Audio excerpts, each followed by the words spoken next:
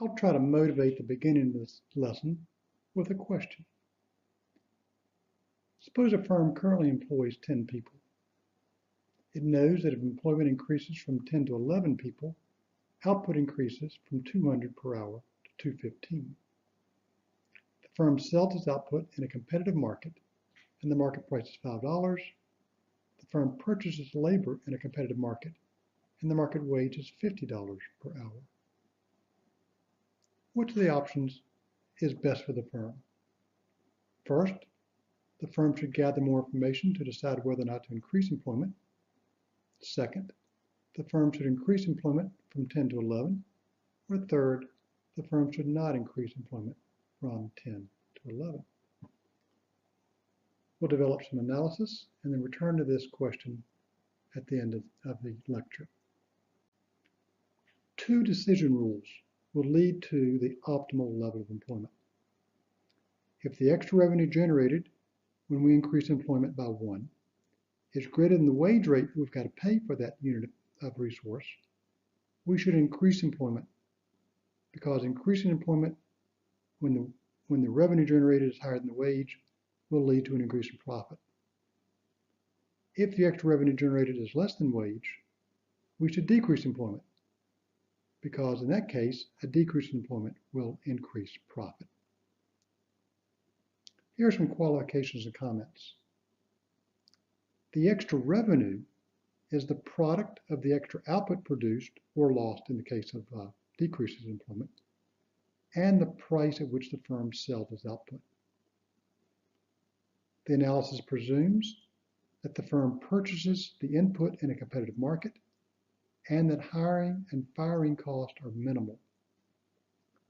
The presumptions mean that the extra cost of hiring another unit of the resource equals the wage rate.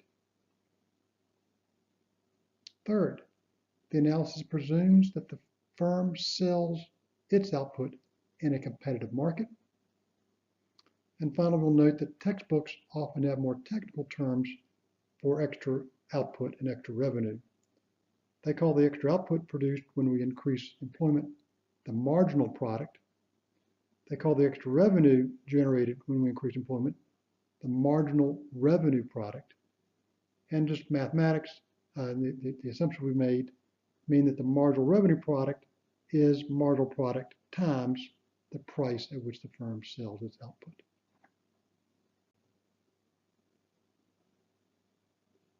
Well, what happens to the extra output as employment increases?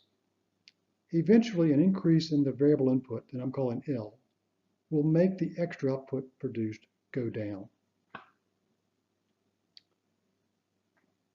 This happens because the average amount of other resources available for the input decreases as we employ more and more of that variable input. For example, 2 workers may be more than twice as productive as 1 because they can work together and specialize.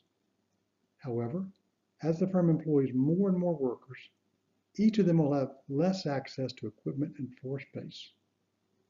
As workers have less access to equipment and floor space, the extra output from each additional worker will eventually diminish. Since the extra worker is not able to access all the other inputs it needs, it contributes a smaller increase in output than the previous worker. The decrease in the extra output means that the gap between the extra revenue and the extra cost that drives increases or decreases in employment gets smaller as the firm makes profitable employment decisions.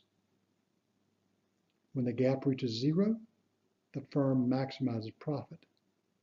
So, as the firm increases employment, because the extra revenue is greater than the extra cost, the extra revenue falls, and we can continue to increase employment until the extra revenue falls to be equal to the extra cost.